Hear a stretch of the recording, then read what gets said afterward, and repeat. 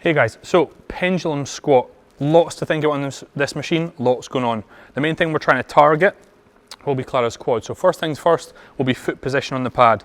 We want to adopt a foot position that's quite comfortable, but one that as we drop down, we are able to keep our weight firmly on our heels and we don't feel like we are going onto our toes whilst we're allowing the knee to bend quite a lot. So from there, she's going to unrack the machine.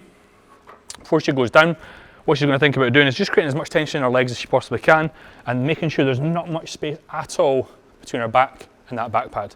So from there, she's dropping down onto her heels, as you can see, bending at the knee. From this position here, she's going to initiate those quads, squeeze them, then drive back up.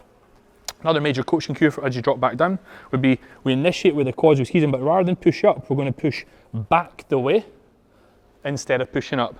What you'll also notice is as you drop down, this is going to get very, very easy.